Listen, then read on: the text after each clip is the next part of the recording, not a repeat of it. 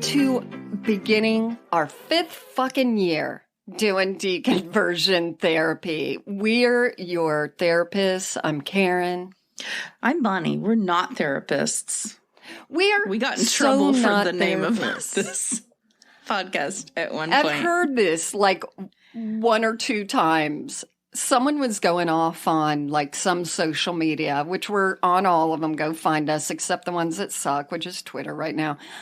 But someone was like, I'm going to report you to the board. I'm like, what board? What board? And I kept going. And then finally they're like, I think the way you talk is terrible as a therapist. And I'm like, shit, what? No, we're not therapists. We're not therapists. And then I said, well, make sure you report everyone who shops for retail therapy. Yeah, to the board. Wow. I'd like to go in front of the board. We're deconversion therapy. And let's just back up. If you're just listening to us you're a virgin. Yeah. Bonnie and I have known each other since we were 1 year old. I dominated her quickly in the friendship.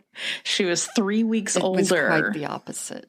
And lorded it over me for years until that shift in age where it got not funny. And it is not funny anymore. We grew up in the evangelical church, Southern Baptist, and Bonnie, well, she went to the Devil's Playground, known as Public University. That's right. I left our Christian university and went to a big state school and drank wine coolers. And did you not have required chapel? Oh, no. It's so funny because demerits. Our sorority did require that we have 2 activities. And even back then I was like, I can't handle activities. To just have a lot of free time. And so I kept in vain trying. I'm like, I'm going to go to this church thing. I'm going to go. And I just couldn't. And I may have lied. That was the activity that would have counted? Yeah. I may have lied and said that was my activity, which is awful. Like, here, I'm going to lie about going to church for my sorority that wants me to be active and be a well-rounded human. But so, see, you're proving the point. You started drifting from the Lord right away. And Karen, me, kept going full force and became a missionary and just did all sorts of hullabaloo. And we're both out now. But this, I want to emphasize, is a comedy podcast. Yeah. And the focus is religion, mostly Christianity, because that's what we're familiar with. And that is what is taking over our country as far as laws go. But we're not... 4 years ago, I thought, okay, we're going to blow through whatever material we could possibly talk about church-wise. And now it's like a pile that's daunting. Like, there's so much. We can't keep up with the topics. I'm not joking. Yeah. Like, you and I were just talking over our break, we could do this and this, but at the same time, all these other news stories were happening. And I thought, how are we going to fit these in? But a lot of them are traumatic. Like that's not funny. We don't want to talk about the super ick stuff. Mm-mm. I'll talk about that on TikTok. You can go find it there. But we want to bring just jovial fun and comedy to people who have been in the church, aren't in the church, don't care about the church. Or it's just like a comedy murder podcast. You don't have to have murdered someone to enjoy it.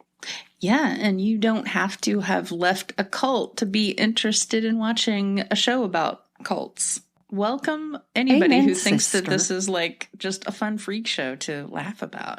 And there's a lot that we separate ourselves from, the quote movement that's going on. as far as people leaving the church or leaving the faith or whatever. That's not our, we're out. No, just comedy. And I mean, if you're like, well, comedy makes me laugh and you all don't make me laugh. That's to fine. that we say.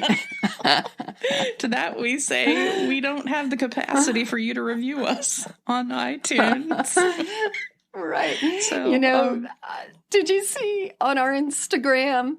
So every once in a while, I put one of my TikToks that I do for us. I'm doing it for you, Bonnie. It's sacrificial. I know. And I love watching them in the middle of the night. It's jarring when I just flip on TikTok and I hear your voice and I look to the left and right like, oh, I forgot. Karen, shut up. You're in my dreams. But so I had put one on there and then some bro put, you know, I'd like your Instagram channel if this random chick wasn't like squawking at me or something like that. And I said, that random chick runs the page. And then he said, that's unfortunate or something. And I know people are like, oh man, I feel sorry for her. They don't understand me. I love it. It fuels me. It makes me so happy because I think that's one of the big barriers, especially as women. Here we go. Let me get a soapbox. Although it would definitely be a soap-free cleanser because soap is very bad for your skin. Let me So you like Summer's Eve cleanser? Massingale. Let me get wash. on Sorry. Let me get on a box of Fleet Enemas and just say that as women, you know, they come after us and our age sometimes, or, you know, whatever, are that we're not of a pinup model looking person they want to listen to. But at the same time, you know, they don't come after men our age. The Mark Marons, the Jason Batemans, any of those who do comedy podcasts. And that's why it's fun. It's fun to just be like, oh yeah, sorry, these are women of a certain age that are shoving it up your butt and making you have the laughs. Well, forgive us. I'm not sure how true that is because I don't read all the comments that Jason Bateman might get. However, I would like to comment about Jason Bateman and that fucking show Ozark that I liked enough to just see it through to the end. That last season and that bullshit car accident that had me angry Bonnie, for like 13 episodes. Spoilers. She kept texting my husband and I. No, that's and not I a have spoiler. no memory. It's not a spoiler. I have no memory. So I'm like, I don't know. I think that episode 2 sums it up. Yeah. And you're like, still not summed up. I'm like, I forgot. Well, we're welcoming you back to the new year.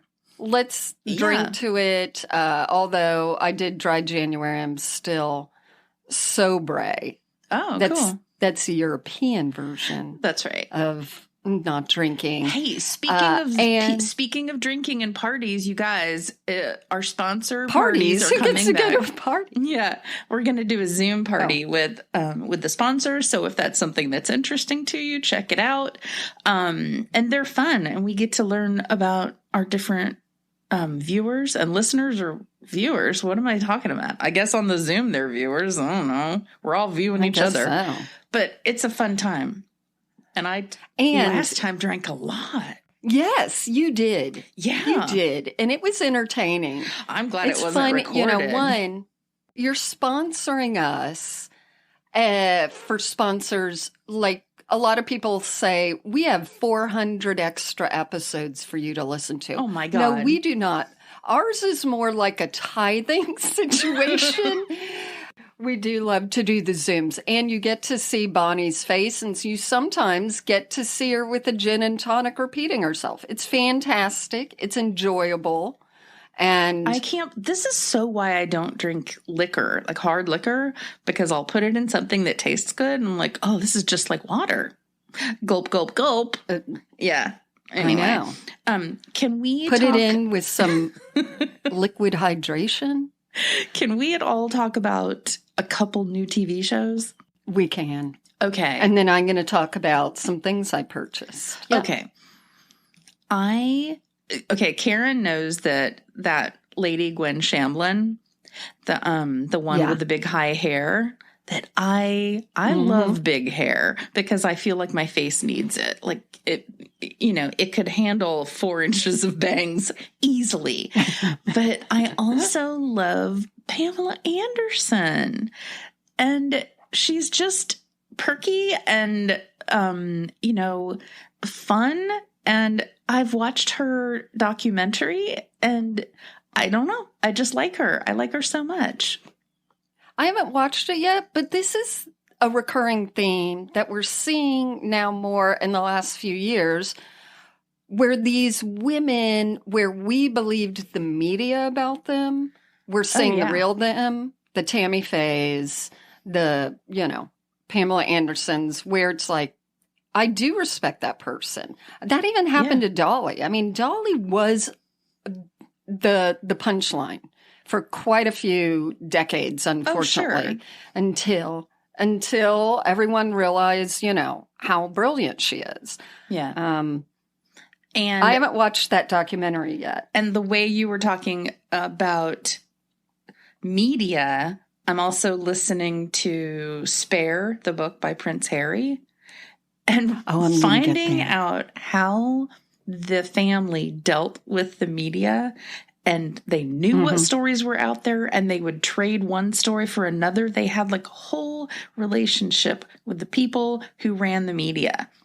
And I'm just, it's so interesting to me. And I'm such a fan of him for talking about it. And I like him too. Yeah. And I have to keep saying that I was in the same breathing space as he and Meghan Markle. That gives me some parallel to like royalty, I feel, about myself. I feel that too. Yeah. I get that aura from you. When you were talking about all we knew is what we were given from the media, that's exactly who I thought of. And that seems to be a theme with what I'm watching recently. Mm-hmm. Yep, same with me. I mean, I'm watching the great Married at First Sight. And if you just believe the editing, you can have a lot of opinions about some of the people on it. What is that? I'm telling you. Stop, Bonnie. Is it's it the just greatest what it show sounds of all like? time. Yes, and it's fantastic. So let me guess. Do people get to know each other over the phone and then they get the reveal of what they look like? Meet each other at the altar, say I do, and then get to know each other. Ooh. Oh, that's shocking, right? That's shocking. Like in the olden days like when that used to happen. And and there were arranged marriages and then people stayed together forever. Oh, yes, Karen, you shouldn't watch that. Well, that's like Downton Abbey. Lord, whatever his name Farquhar. is. Yeah. Mm-hmm. Lord Downton, they didn't love each other at first, but then they did. And it was a sweet story. And no, that it proves you should never do that because then there's a fateful ending. So let's get on to our Lettersode. Thanks for obliging us and listening to us, just catching up because we've taken a break. And we thought the best way to get back into heading into the year is to be with you guys. And so here's your Lettersode of the funny, true letters you send to us. And we read them back to you and sometimes make fun of you. And you can send us your letters. Just go to deconversiontherapypodcast.com. I'll put it in the details of this episode and send us something funny. This person's name is Katie, and they say it's okay to read their name for the story. And if your parents didn't call you Katie Bug when you were young, I want $1 million. It's just, it happened. Okay, so it says, I used to be obsessed with reading. I wasn't allowed to watch TV or movies growing up, unless they were biblical or educational. So in elementary and middle school, reading became my outlet. Well, I guess you'd have to. Wow. Well, that was sort of us. Or no, Oh, not me. at least. I read so much, yeah. You read the Bible over and over. My parents... Listen, thou lovest me, bestest. Okay, so my parents used to make us carry our own Bible to church. You know the Bibles in the little zipper cases? That's right, we do. Loved it. Yeah, and they were like zipper cases or the ones that were like little quilts and had a handle. I was going to say that. With a little bit of lace eyelet on the side. Yeah. So during the 1 to 2 hour long services, I would bring my book inside the Bible zipper case and place the Hunger Games or Harry Potter or Percy Jackson. Harry Potter as the lightning bolt comes through the sanctuary. Neatly over top of my Bible and be thoroughly entrenched in the Word of God the whole service. On top of that, during Sunday school, I would go to the class for 5 minutes, leave to go to the bathroom, and then never come back because I would lock the stall, put my homemade out of order sign on the door. Oh my God, that's great. So as not to be disturbed, sit on the back part of the toilet, put my feet up on the toilet seat, and continue happily reading. My parents would ask if I went to Sunday school. Of course I did, for 5 minutes, just long enough to know if the lesson was going to be about purity or feeling guilty for sin. I was playing chess, not checkers. That's good. That's perfect. Oh, man. That is great because... See, that's some boldness there. I never... Oh. But it was... But we skipped choir. No, we always said we were going to skip to choir as though that was exciting in adding the word to, and nobody would know what we're talking about. I did skip choir a few times with a young beau. Oh, really? I remember that. Mm-hmm. Uh-huh. Yes. A Scandal. young beau hunk. Okay, I've got one, and this is from Zoe. I was 17 at an Assembly of God church retreat in southern Missouri. Okay, let me go over Assembly of God for Bonnie, the heathen. Yeah. Assembly of God, they believe in raising hands, you know, the charismatic stuff, you know, all the speaking in tongues stuff. Here we go. My virginity, was explained like a new water bottle. Oh. The speaker poured some dirt into it and asked if we would drink it. We said no. Then he poured the water bottle into a big pitcher and asked us again. We still said no. He explained that if he had sex before marriage, that we would be pouring dirt into that water bottle.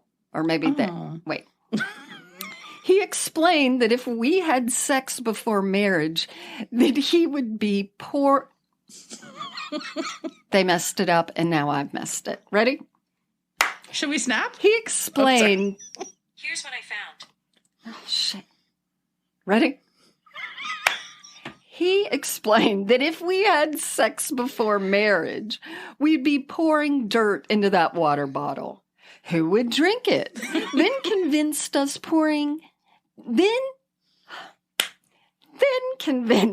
to donate all the money we brought. What? And that it's beautiful to go hungry. What? Yikes. Long story short, I'm gay. Dirty water bottle. And I could not be happier. Oh my gosh. No, I remember those retreats where it's like, would you sacrifice one meal to feel like hungry people? Okay. Oh my God. Sorry, Zoe, and congratulations on your heathen lifestyle. May you be #blessed. Oh my God.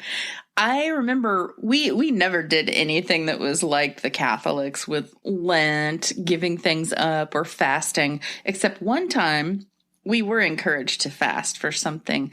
And it did remind me of why we were doing it. Every time you felt a hunger pang, it's just, it was really cool. And it made me think, you know, if that was a way of getting in touch with spiritual things, then that's nice. I mean, to mandate you doing it. Yeah.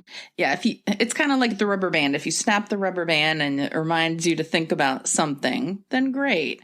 Or if you feel a hunger pang and it reminds you of something, good for you. But, the organized part of it.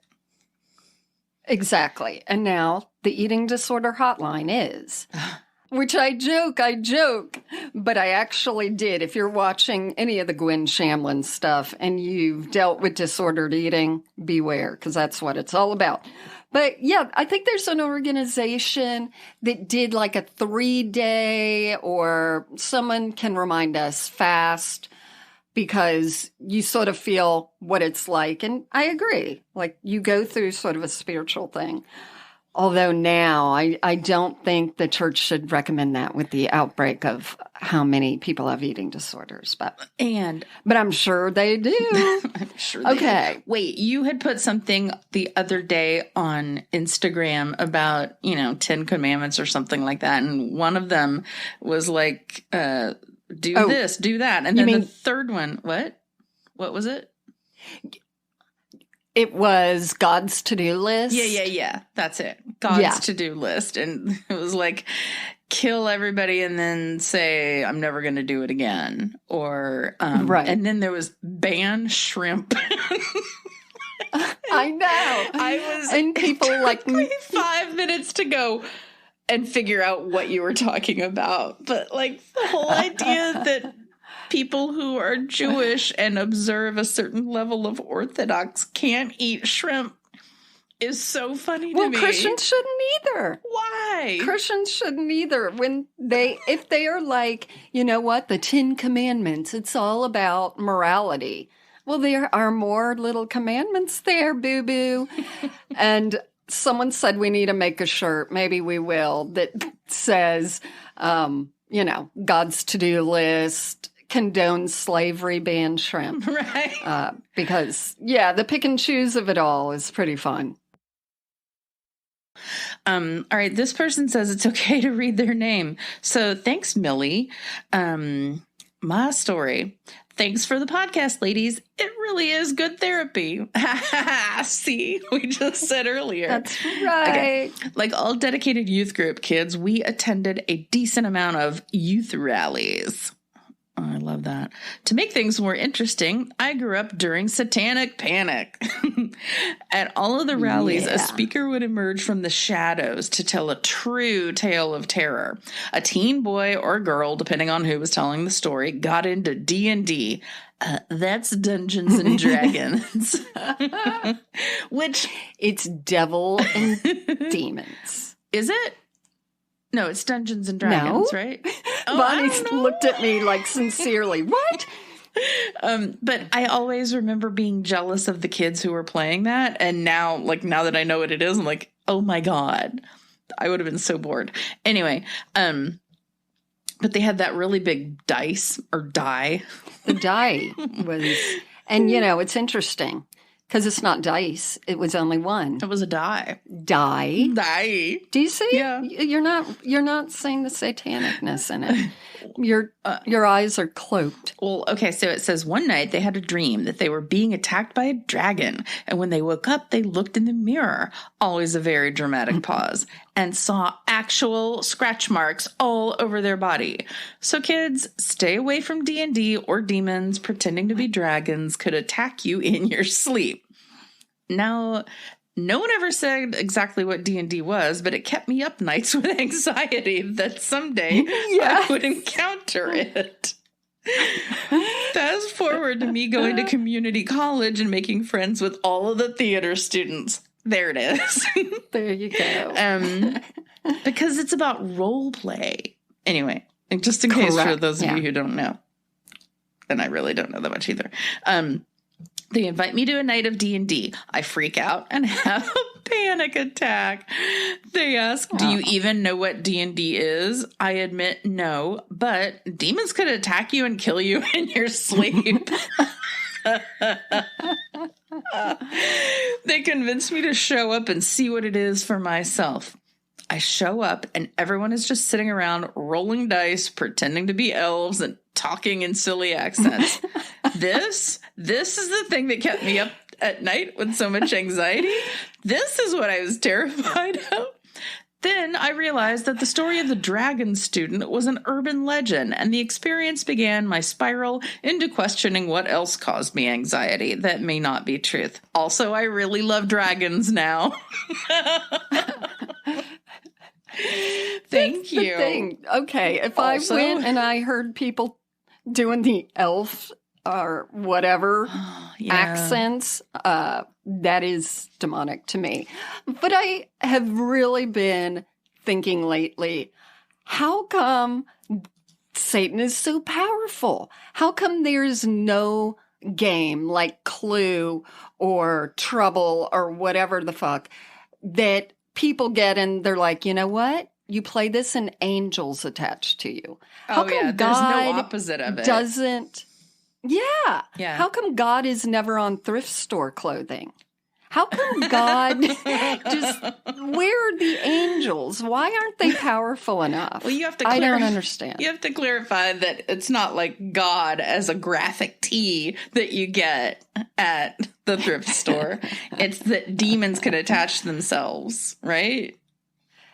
But how come angels aren't attaching themselves to things? They must and be someone lazy. bring it home and they're like, they must just want free time. I am. Yeah, exactly. I am filled. Or they're just like chasing after all the D&D kids trying to rescue them and they're too busy. I don't know. All the D&D kids that I knew were the really smart kids in our school. Yeah, for sure. Yeah. And I wouldn't have I mean, I wasn't available to go when I was invited. I was at all the parties. I would not have pegged them Listener, to be... Karen was not at either. So this person says no to using their name. So thank you, Barbara. Kidding. My story. Please. Y'all liked my comment on TikTok and suggested I share to the podcast. So here I am. If I do that, that means, please send it because I loved your TikTok story. Great. Good. I'm excited. Okay. I grew up in a Pentecostal holiness church. You want to tell me what? That was a great story. The end. Do you know what that is? Pentecostal? That's probably woo-woo also, That's swinging right? on the chandeliers. Oh, gosh. Yes. These poor children, they didn't ask this. They didn't ask for this, you know? Anyway. They did not. Okay. Southern King James Version, hellfire and brimstone type. Quote, Lord. The gays are going to hell. Abortion is murder. Alcohol is of the devil. Women couldn't cut their hair. Oh, my God. Wear makeup or have ear piercings. Okay. Yeah. Long skirts and long sleeves only, the whole 9 yards. Wow, I don't know why I asked at Hobby Karen. Lobby. Yep. Only rules for men are short hair and long pants. Cool and good. I left when I was 18 and never looked back, which was difficult because my grandfather was and still is the pastor. But whatever. This church puts on 2 or 3 plays a year, and the budget for each play is probably less than $100. Oh, already a great setup, right? This was for an Easter play about 10 years ago. They decided to do Noah's Ark. Supposed to be a happy, cheerful story, right? These are the types of people to refute that God ever killed an innocent baby. But they went a little darker with this play. The end of Act 1, literally, God killing a baby. To set the scene, Noah's sons have just finished loading the animals onto the ark. Comically large cardboard cutouts of random animals painted really badly by the church artist. Noah is just about to close the door of the ark. Once again, painted cardboard, so the whole thing is wobbly and floppy. Suddenly a shout from the back of the church. Noah, wait, stop. A man comes running up the aisle with a floppy baby doll head held high above his head. Noah pauses for dramatic effect, says, I'm sorry, my son, and slams the door shut, causing the whole ark to flop about. This is the accuracy. This needs to be in every church. You want to know God's character? Here's God's character. The man reaches the door, starts banging on it with one arm while holding the endlessly flopping baby doll in the other, dramatically sobbing and yelling the whole time. The staticky old sound systems turn up the Peaceful Rain for Sleep Time CD. The lights fall and the curtain, made of fishing line and old bed sheets, of course, closes. Time for Act 2. I, of course, was sitting in the back row trying so hard not to laugh. I was crying, but I fit in with everyone else, feeling genuine grief over this sad scene that honestly could have been a comedy skit. Oh, wow. What the hell is with people? But I think that's great. Like, let's put some accuracy in here. And I keep, it's hit me.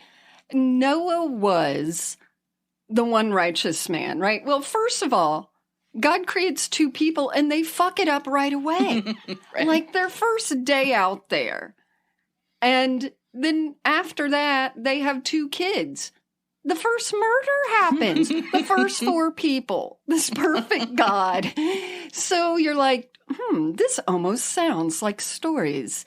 And then he's like, you know what? I fucked up so bad. Let's wipe everyone out. There's one righteous guy. It's Noah. But this is a patriarchy. So Noah gets to bring his wife. He's three boys. They're three wives. And then how righteous are you if there are people who, they didn't listen to you. They didn't listen to God. But now they're like, oops, I was wrong. Let me in. Yeah. I have like a nursing baby. And are you righteous to be like, no? The righteousness is gone if you say no. So I appreciate, I like that play. That should be a touring play and it should be done with real babies. Keep the cardboard ark, but real babies. Keep the cardboard ark. I mean, it makes you think of Noah as kind of a jackass. Exactly. Well, God, too. And, we know that the great flood story existed prior to the Bible getting written. I don't know if you know this, Bonnie, but it's from the Epic of Gilgamesh, which we actually have tablets of. Yeah. Yeah. Our old buddy Gil. And so, that flood story has been going around in the Quran too. But it's hilarious.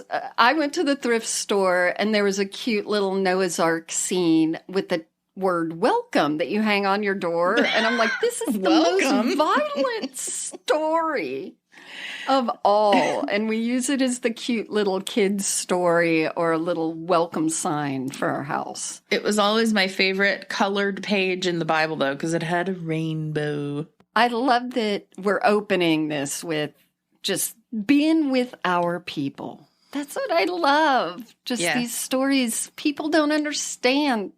The church culture is so fucked up. Yeah, it's a community of people who share a lot of trauma. But laughing about it is so fun. So thank you. It's therapy. You know what I'm saying? Yeah. You hear me. I hear you. All right, guys. So I'm going to go watch the rest of that Pam Anderson documentary and report back on what her boobs look like.